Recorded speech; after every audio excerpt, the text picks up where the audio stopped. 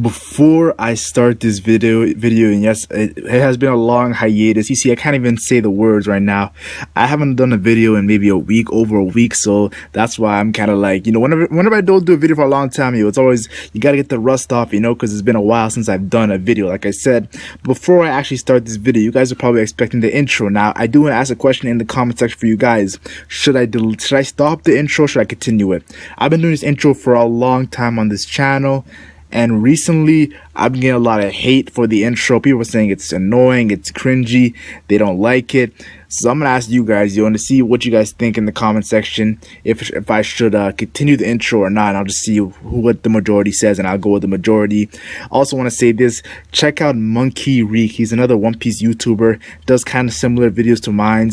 I've been really enjoying his content. He did a really sick Greenbow video I just checked out, and I'm really working on a Greenbow video. I'm just doing a little more research so I can actually get more like in depth with the Greenbow situation. But check his channel out. I think he's one of the best One Piece YouTubers out there, and I vouch for him. I vouch for Monkey Reek, so check him out.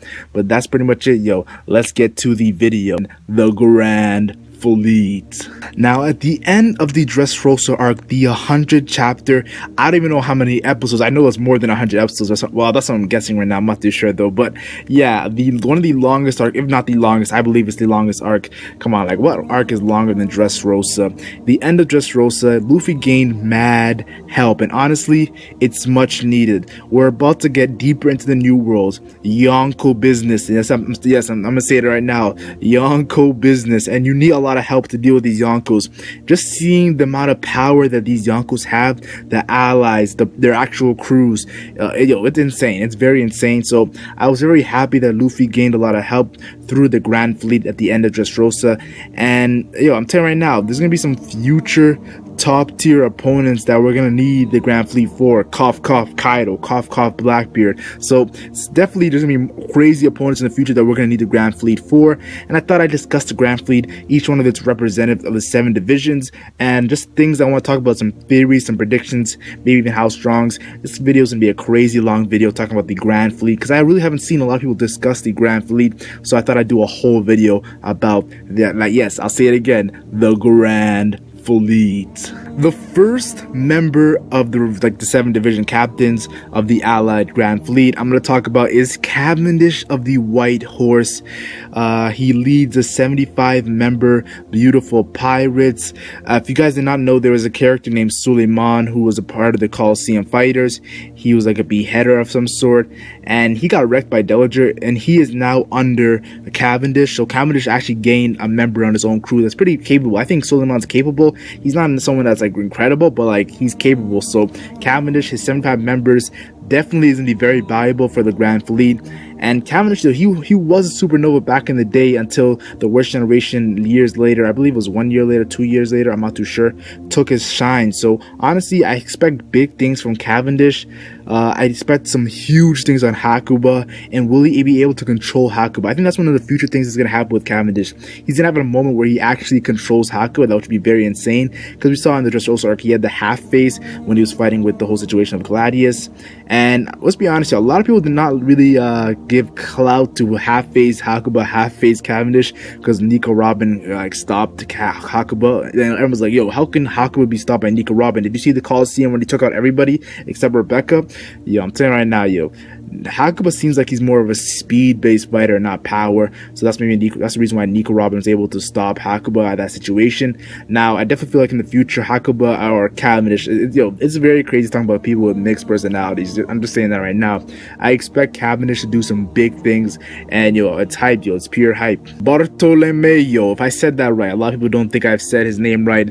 I'm just saying right now, Bartolomeo, the fanboy, yes, the fanboy of the Straw Hat Pirates, leading the 56-member Barto Club. We've seen Bartolomeo, the cannibal, doing some crazy stuff in this arc of Dressrosa. The way he took out that Vice Admiral Maynard, it's just like, his power is hacks. We see in the Coliseum when he took out the King's Punch. The King's Punch is so legendary that it's been hyped to even take out a Yonko, and he was able to reflect it with his barrier. He's pretty much it's unstoppable, the barrier, from what we've seen. And yes, there is ways you can actually take out Bartolomeo, as we saw with the Fujitora situation. situation. But yeah, his devil fruit is very hacked and he's very capable. So honestly, I talked about Cavendish. Bartolomeo is definitely a very capable fighter for the Straw Hat Pirates with the Grand Fleet. Now, when it comes to future moments of Bartolomeo, I think that he's gonna have I think the most the love when it comes to the One Piece fan base. When it comes to Bartolomeo, the fact that he's a fanboy of the Straw Hat Pirates. If you think about it, if you're a fanboy of One Piece, you're gonna be relating to Bartolomeo. The Luffy, the Straw Hat Pirates, Zoro's, he's crazy. Asking for autographs and all that. So I definitely feel like Bartolomeo in the future, he's gonna have some entertaining stuff that's gonna make the fan base love him on the same respect that people love Buggy. So I think Bartolomeo gonna have some big stuff there. Now, the reason why I brought up Cavendish and Bartolomeo as the first captain and the second captain, why I brought their both names first when talking about the Grand Fleet, I feel like these two characters kind of gonna be the Zoro x Sanji vibes. Yeah, we see a Zoro and Sanji on the actual Straw Hat Pirates crew are always fighting each other. I can see Cavendish and Bartolomeo always fighting each other when it comes to the Grand Fleet, because they're two. I see these two as the leaders of the Grand Fleet. Now, I'm not saying that the two are the strongest. It's looking like they're the strongest, but I'm not gonna say that right now because there's definitely other characters on the Grand Fleet. Cough cough sigh. So yeah, I definitely feel like they're gonna have the Zoro Sanji vibe in which they're always fighting. And look at their hair colors. That's the crazy thing, yo. Cavendish's hair color is blonde and like Sanji, and Bartolomeo's hair color is green like Zoro. So I think Oda was probably giving us hints on what their relationship is going to be in the future, as they are the leaders of the Grand Fleet and they're going to bicker just like Zoro and Sanji. So I think that would be very cool. Don Sai, yo. Shout out to Don Braga, yo. Don Sai. Yo, I'm telling you right now, yo. Sai, when it comes to Cavendish and Bartolomeo, yes, they're one of the most loved, their main ones. I put them in the thumbnail. But yo, Sai is one of the most interesting ones. Yo, I think that Sai is very cool. He's leading the, I don't know how much number. Wait, let me see how much, because I'm reading this off right now. Oh my goodness, yo. He's the 13th boss of the Hapo Navy. Let's just say that he's leading about, I think it was 1,000 strong Hapo Navy members. We also know that he has Baby 5 under him. So Sai is definitely someone who's legit. We've seen in the Laoji fight the way he surpassed, seemingly he looks like he surpassed Chinjao with his kick, the arm and haki, yo. Yeah, we didn't see Hakuba showcase that arm and haki. We didn't see Bartolomeo showcase that arm and haki like that.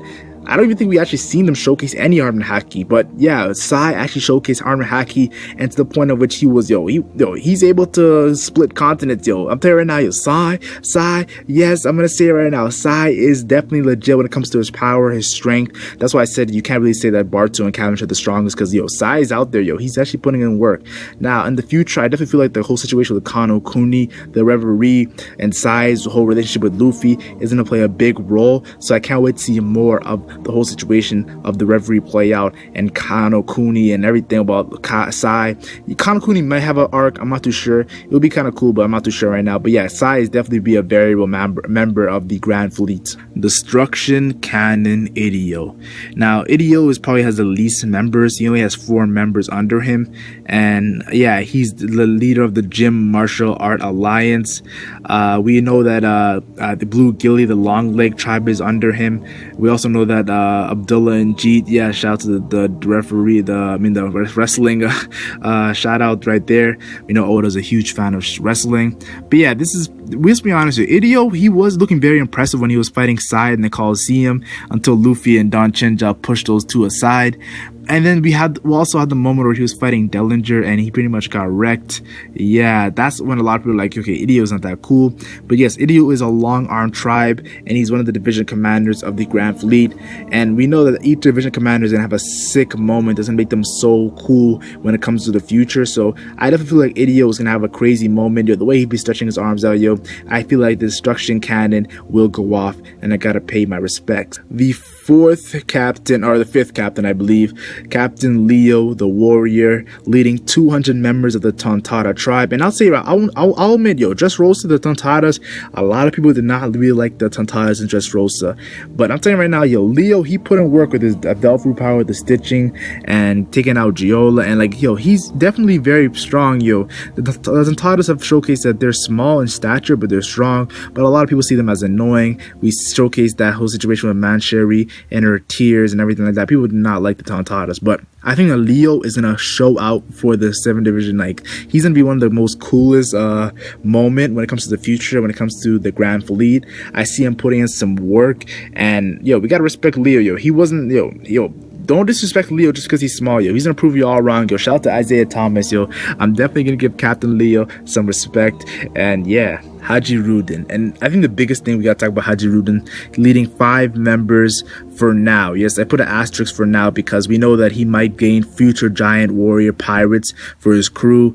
Now, I think that would be cool if he gets Dory and Broggy to join his crew. Yeah, that, or Omi and Kashi, I believe, on Annie's lobby situation there, where they went to Water 7. That'll be cool if they join with Haji Ruden. But yeah, definitely Haji Ruden's gonna have a big role when it comes to Elbaf. And Elbaf, I can't wait for Elbaf because that's gonna be such a crazy future arc. We already know a situation where I'm not gonna spoil it from anime onlys, but I do want to say this: Buggy, yes, the whole situation with Buggy and Haji Ruden, I think that's gonna be brought up in the future again and have some sort of clash between Luffy and Buggy. That'll be hilarious because, you know, Luffy and Buggy, yo, every time they're in the same scene or the same page, yo, it's just hilarious comedy ensuing. So Haji Ruden in the middle of that will be pretty funny. But yeah, Haji Ruden is a very viable member of the Grand Fleet. He's a giant, for goodness sake, yo. We have a giant under us, yo. Shout out to Luffy, man. Yo, this man has a giant squad under him, yo. That's when you know you're the big boss. The pioneer adventurer Orlumbus. Yes, the man who threw Zoro to defeat Pika. Yes, that man I'm talking about is Orlumbus. He has the Yanta Maria, and he's pretty much, if you think about it, yo, he out of all the people is like the least when it comes to like clout, like when it comes to respect. Like all the other Grand Fleet captains, like okay, yes, they all have something about them that we look at, but like Orlumbus, he's just chilling, yo. But he actually has the most members. He has 4,300 members, making up most of the 5,600 members that we actually have a part of the Grand Fleet. And like his Yanta Maria, like, yo, he pretty much is the base of the Grand Fleet. So the fact that he didn't get a lot of attention in Dressrosa, I think that's why Oda made him the base of the Grand Fleet, which is very cool. And I gotta say, he's definitely gonna be anchoring us. I think he's gonna have a very cool moment, throwing a very character that's very like considerably strong. Who knows, yo? We saw him throw Zoro, so he might throw some character into Luffy for a King Kong gun. Who knows? But yeah, I don't want to talk about Orlumbus for too long. Like I said, yo, in the future he's gonna have a defining moment, but I'm not too sure what it's gonna be. Put your thoughts in the comment section when it comes to Orlumbus, because yeah, I'm stumped. Now I wanted to talk about this for a quick little bit. I'm talking about the foreshadowing at the end of chapter 800, or should I say the end of the Dressrosa arc in the anime. And OMG, man, this got me hyped, yo. Each 7, this is what was stated by the narrator, each 7 of these captains will grow into their own. So we know pretty much each one of these 7 division commander these Grand Fleet members, leaders, are gonna grow into their own. They're gonna leave a mark on history. Oh, come on, man, that's so much hype, yo. They're gonna have such a big moment. They're gonna leave a mark on history, and I just feel like in the future it might be leading up to a crazy final war because Wiper said after the One Piece is found, there's gonna be a crazy final war. And I get to see all 7 of the lead of the Grand Fleets doing some badass moments, some badass entrance. Yeah, I think it's very cool. I'll love it. Now, in the Dressrosa arc, the Coliseum, and later on in the fights, a lot of people were pissed off that these side characters were getting a lot of shine. But it's actually kind of crazy how now we know why Oda did it. Now we know why the creator of One Piece actually made Dressrosa so long and gave all these side characters so much attention. It's actually pretty much genius because it kind of brings it back to a certain group we saw in Marineford, and I'm going to explain it here. When the Whitebeard allies, remember when we first saw the Whitebeard allies because they came before the Whitebeard crew at Marineford? It was hype. Yeah, we were all like, yo, who are these crazy New World pirates? This is pretty cool. But we really didn't know any of these characters, and we didn't get really any shine on these characters. But with the characters of the Grand Fleet, when Luffy's in a pickle and he's fighting against a huge enemy, like maybe the Marines, who knows if it's the Marines or not, or a Yonko, what if out of nowhere we see the Grand Fleet pop out of nowhere and we actually know the characters, like, yo, that's Bartolomeo, that's Cavendish, that's Leo, that's the Idio, that's Sai, that's Haji Ruden, that's Orlumbus. If we know these characters and we saw moments with them in Dressrosa and future moments they're gonna have it where it comes to leaving a mark on history, it's gonna be way more hype than the Whitebeard allies. And I think that's why Oda said that the Whitebeard Marineford war is like filler compared to the final war, and maybe he's leading, that's why he made Dressrosa so long. It's just my thoughts on it, and that's why I think Oda's a genius for making Dressrosa 100 chapters instead of a long arc over 100 episodes, I believe. So definitely it's gonna be very crazy when we see the Grand Fleet again. I'm so excited for this group. I feel like they're gonna have such a sick moment, but we just gotta wait and tell. Yeah, because it's gonna be very litty. Tell me your thoughts in the comment section. I want to see what you guys think about the the Grand Fleet, because I know it's when it comes to Dressrosa, a lot of people are angry that it was such a long arc,